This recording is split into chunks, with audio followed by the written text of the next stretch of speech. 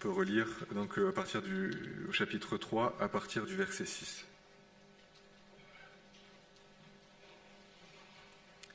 Peut-être même du 5. C'est pourquoi, n'y tenant plus, j'envoyai Timothée s'informer de votre foi dans la crainte que le tentateur ne vous ait tenté et que notre travail ne soit réduit à néant.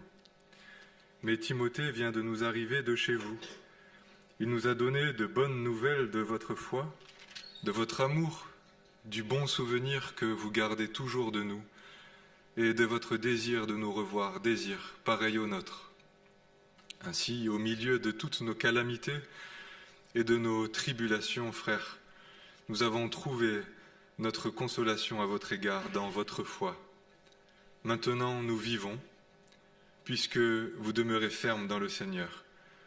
Quelles actions de grâce nous pouvons rendre à Dieu à votre sujet pour toute la joie dont nous nous réjouissons à cause de vous devant notre Dieu. Nuit et jour, nous lui adressons de très instantes supplications afin de voir votre visage et de suppléer à ce qui manque à votre foi. Que Dieu lui-même, notre Père et notre Seigneur Jésus, aplanisse notre chemin jusqu'à vous. Que le Seigneur fasse abonder et déborder votre amour les uns pour les autres et envers tous les hommes, à l'exemple de celui que nous avons pour vous, qu'il affermisse vos cœurs pour qu'ils soient sans reproche dans la sainteté devant Dieu notre Père, à l'avènement de notre Seigneur Jésus, avec tous ses saints. Puisque c'est une prière, j'ai trouvé utile de lire aussi dans 1 Jean chapitre 4, verset 14.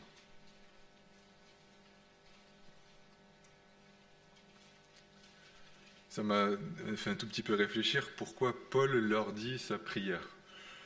La prière, elle est adressée à Dieu et a priori, il n'est pas nécessaire que ce que l'on a demandé à Dieu, les autres le sachent. Pourquoi dire aux autres la raison pour laquelle on prie, si ce n'est en fait pour les fortifier dans la foi avec cette assurance que quelqu'un a demandé pour nous cela, et si ce qu'il a demandé est conforme à ce que Dieu veut, alors j'ai l'assurance de l'avoir reçu. C'est quand on dit je prie pour toi, parfois c'est un peu léger, mais je crois souvent c'est le cas, et on peut avoir l'assurance quand quelqu'un prie pour nous, même s'il nous dit la raison pour laquelle il prie, s'il appartient au Seigneur et que si ce qu'il demande plaît à Dieu, eh bien nous l'avons comme reçu. Et donc c'est particulier puisque c'est pas celui qui prie qui le communique. On n'a pas le pouvoir de communiquer à quelqu'un quelque chose, mais par contre le fait de savoir qu'un frère prie et qui demande à Dieu, eh bien nous fortifie dans l'assurance que ce qu'il demande on reçoit. Et je pense que c'est dans cet esprit que Paul veut dire aux Thessaloniciens les motifs, le contenu de ses prières pour eux. Et il est dit donc dans 1 Jean 5, « Voici l'assurance que nous avons 1 Jean 5, verset 14, « Voici l'assurance que nous avons auprès de lui, si nous demandons quelque chose selon sa volonté, il nous écoute. Et si nous savons qu'il nous écoute, quoi que ce soit que nous demandions, nous savons que nous possédons ce que nous lui avons demandé. » Et c'est pas un détail, c'est pas anecdotique, Paul ne le fait pas que pour la formule. Il venait de parler aux Thessaloniciens de son amour et se souvenir du leur.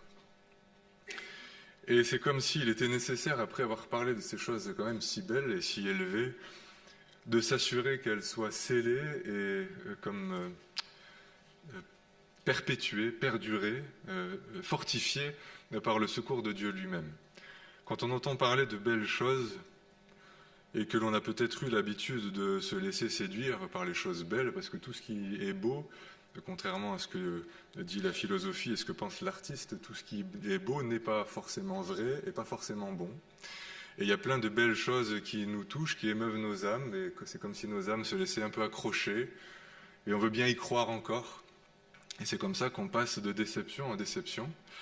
Et quand on parle de choses belles, eh bien, il y a comme toujours la crainte qu'elles ne soient pas vraies et qu'elles ne tiennent pas dans le temps. Et je me suis fait la réflexion en entendant les cantiques ce soir. que ces cantiques sont beaux et bien chantés, et qu'on peut se laisser comme émouvoir et toucher par cette beauté, parce qu'elle ne repose pas sur rien. Elle est l'expression de quelque chose de vrai, c'est-à-dire la parole, et ce que Dieu dit est vrai, et si on croit ce qu'il dit, eh bien on ne sera pas déçu. Et se laisser émouvoir, se laisser réjouir, se laisser toucher par ce qui est beau et qui concerne Dieu, sa gloire, son royaume, son Église, est une bonne émotion et qui n'est pas suivie de chagrin. Il est dit, c'est la bénédiction de l'Éternel qui enrichit, il ne la fait suivre d'aucun chagrin. Donc si c'est bien Dieu qui bénit, nous pouvons comme laisser notre âme céder d'une certaine manière à ce bonheur, nous qui sommes si sceptiques, si prudents, peut-être si blessés et si déçus. Ici, il parle quand même d'un amour qui était le sien, et là, pendant l'échange, j'ai pensé à ça, je dis, mais pourquoi Paul, en fait, on ne sait pas pourquoi il a cru quand Timothée est revenu vers lui. Quand même, Paul était très inquiet. Timothée est revenu vers lui avec de bonnes nouvelles, et il lui a suffi de ses propos rapportés par Timothée pour qu'il rende gloire à Dieu et qu'il en fasse tout un extrait dans son épître. Certainement, il avait une très profonde confiance en Timothée, mais je pense que ça va plus loin que ça. Il croyait dans l'amour de Dieu. Il savait que l'amour de Dieu pouvait demeurer dans un cœur, à tel point que quand les Thessaloniciens, il apprend que les Thessaloniciens l'aiment du même amour que lui les aimait, il était convaincu que c'était vrai et ça l'a consolé.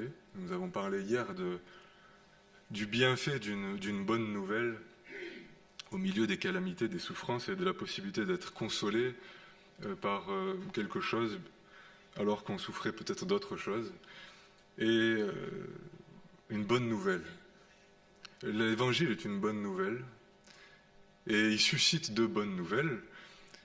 Et si Paul a pu en parler, et je vous assure, si je peux en parler à la suite, c'est parce qu'on croit et que ce que l'on croit est vrai, parce que je ne suis pas du tout du tempérament à faire des beaux discours. Je crois à la base comme ça, un peu dans rien, très sceptique. Je ne sais pas tellement pourquoi,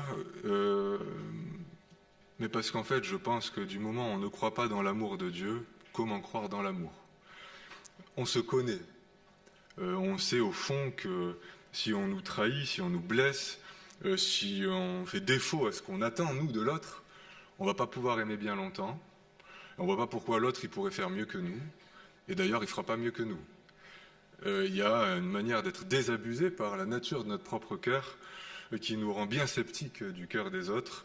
C'est la vie humaine et la parole, la gloire de la parole, la beauté de ce qu'on a pu entendre sur l'amour de Dieu, mais parfois en évidence comme en creux, le vide de nos cœurs, et peut nous conduire dans un dépit. On veut bien croire dans cet amour, mais en attendant, on ne l'éprouve pas, et disons, plus on en entend parler, et même à la limite, plus on le côtoie, plus on le voit, plus on panique, et on a comme ça parfois envie, je dirais quand nous on est mal, et qu'on côtoie un peu l'amour des chrétiens, j'ai parfois entendu ça, mais c'est qui ceux-là, qu'est-ce qu'ils ont et ça, il y a un truc qui fait presque parfois un peu flipper, excusez-moi l'expression, et qu'on trouve suspect. Ça vient d'où c'est forcément intéressé, il y a forcément quelque chose derrière. Et l'apôtre Paul, d'où venait son amour pour les Thessaloniciens? Avant de les connaître, il ne les connaissait pas. C'est peut-être évident, mais c'est-à-dire qu'il s'est mis à les aimer alors qu'il ne les connaissait pas, et à leur partager sa vie, à leur partager l'Évangile. Et quand ils ont reçu l'Évangile, il les a aimés d'une autre manière. Mais l'amour de Dieu peut déborder à tel point qu'il y a une forme d'abondance, et c'est ce qu'il dit, c'est sa prière. Que Dieu lui-même, notre Père et notre Seigneur Jésus, aplanisse notre chemin jusqu'à vous, que le Seigneur fasse abonder et déborder votre amour les uns pour les autres et envers tous les hommes. L'amour du Seigneur déborde, il y en a suffisamment pour tout le monde, et pour combler des âmes avides. C'est un amour qui est parfait, et la parole en parle comme un fleuve, comme une source qui est tellement abondante que celui qui ouvre son cœur en a suffisamment pour lui-même et pour en donner. Si parfois on n'arrive pas à aimer, c'est tout simplement qu'on a besoin de recevoir l'amour. On ne peut donner que ce qu'on a reçu. Et et c'est l'amour de Dieu, nous devons le recevoir. Nous avons besoin de le recevoir pour apprendre à le donner, non pas comme on l'entend, non pas comme les hommes, mais comme Dieu aime. Et quand on entend parler de l'amour de Dieu, il y a une conviction de péché qui s'installe. Cet amour est parfait, et le mien n'est pas parfait. Sauf que quand on parle de choses parfaites, généralement, c'est pour les contes, c'est pour les enfants, c'est peut-être les philosophes qui savent définir la vertu. Finalement, ce qui est parfait, c'est les rêves. Et les rêves, on sait que les lendemains des rêves sont des cauchemars.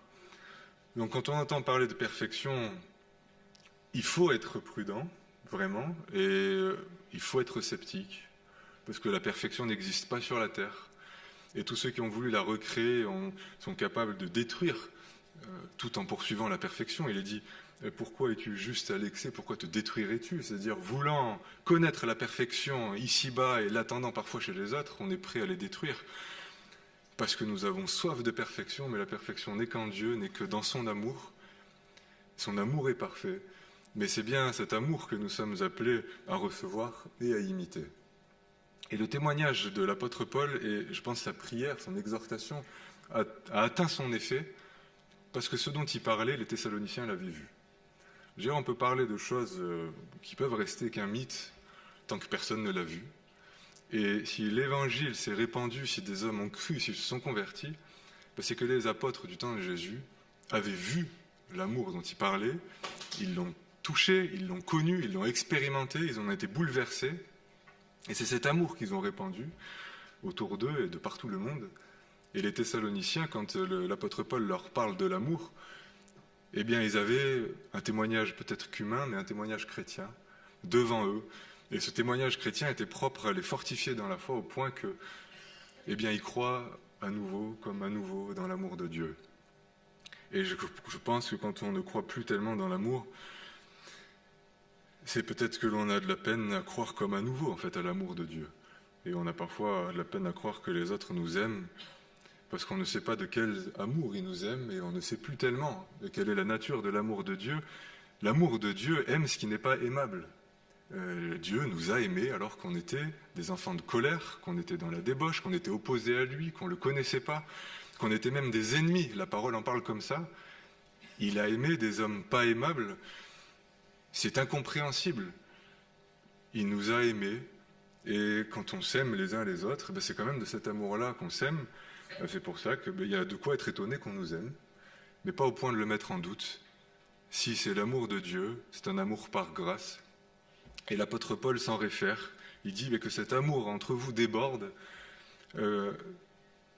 à l'exemple de celui que nous avons pour vous. Et je pense que quand on a envie d'exhorter les autres à aimer, et à nous aimer plus, et à aimer plus, etc., c'est pas tellement en faisant des reproches, c'est pas en mettant la pression, c'est en étant un modèle. Il est dit comme ça dans Hébreu, incitez-vous, et que si ça m'avait marqué à une réunion de camp, où ce verset avait été médité, il est dit confessons notre espérance sans fléchir, car celui qui a fait la promesse est vivante. Veillons les uns sur les autres pour nous inciter ou nous exciter à l'amour et aux œuvres bonnes. Veillons les uns sur les autres pour nous inciter à l'amour. Comment est-ce qu'on incite à l'amour? C'est en aimant. Et peut-être en aimant ceux qui ne nous aiment plus. Qu'est-ce qui fait qu'une amitié fraternelle et un couple chrétien peut s'aimer pour toujours? C'est que déjà, du moment où on s'est aimé un jour, on peut s'aimer pour toujours si c'est de l'amour de Dieu. Et c'est aussi que si l'autre ne m'aime pas assez, à mes yeux, parce que c'est souvent un critère très subjectif, ou peut-être, c'est vrai, ne m'aime plus, ça ne conduit pas forcément à la rupture tant qu'un des deux continue d'aimer. Et tant qu'on continue d'aimer, et gérer l'amour demeure, le lien demeure, et cet amour peut comme d'un coup reconquérir l'autre, qui réalisera tout à coup qu'il est peut-être plus aimé qu'il n'aime, et qui se laissera saisir à nouveau. C'est comme ça qu'on se laisse comme saisir par l'amour de Dieu, quand on se rend compte, nous qui avons fait tant d'efforts pour lui, qui avons souffert pour lui, qui avons fait quand même énormément de sacrifices et tout ça, comment ça se fait qu'on a encore autant de souffrances, qu'il ne nous secourt pas, etc. Et tout à coup, on réalise que en fait, c'est lui qui nous aime, et qui nous aime d'un amour parfait alors qu'on ne le mérite pas, et ça vient comme renouveler, là, on pourrait dire, la flamme de l'amour dans notre cœur. Quand on souffre, peut-être qu'on ne nous aime pas assez, tout simplement parfois parce qu'on n'est pas assez aimable. eh bien, espérons dans l'amour de Dieu, espérons d'être aimés de l'amour de Dieu et aimons nous-mêmes de l'amour de Dieu.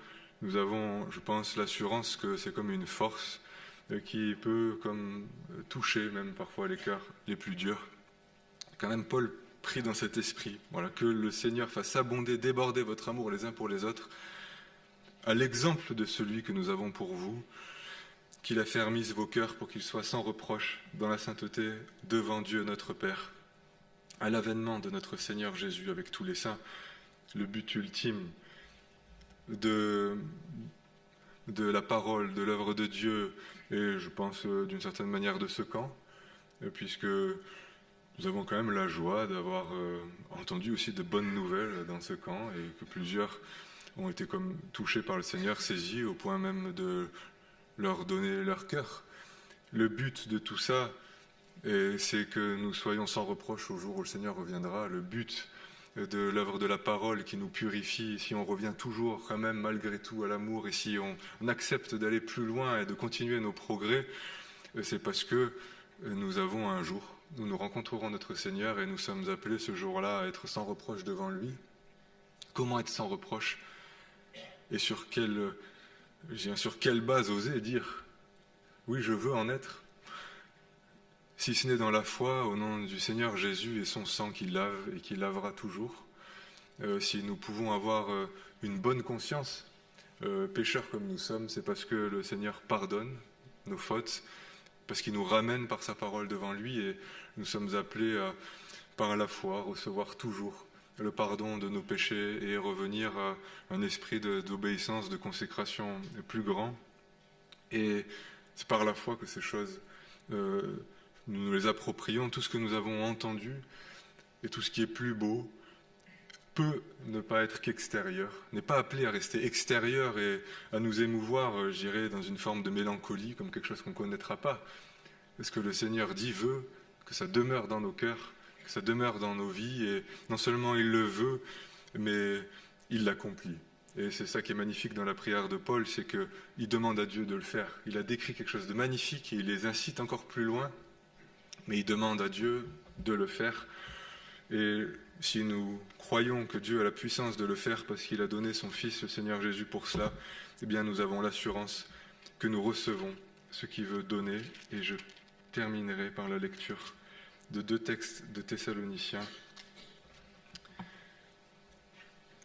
à la fin du chapitre 5, verset 23.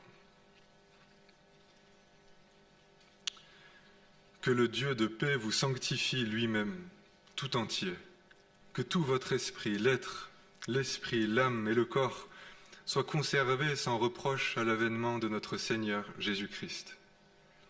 Celui qui vous a appelé est fidèle, et c'est lui qui le fera. Et dans 2 Thessaloniciens, chapitre 3,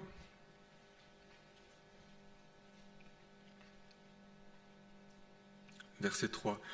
Le Seigneur est fidèle, il vous affermira et vous gardera du malin.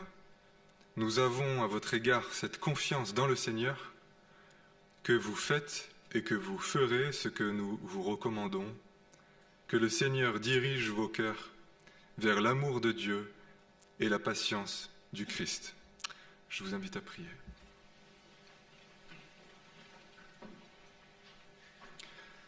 Seigneur, nous reconnaissons que cette prière de l'apôtre Paul est vraie et inspirée, et nous nous l'approprions, et c'est comme si devant toi nous prions les uns pour les autres de ta part, puisque nous n'avons pas en nous la force de répondre et la force d'accomplir ce que tu demandes, mais nous pouvons croire que tu exauces les prières.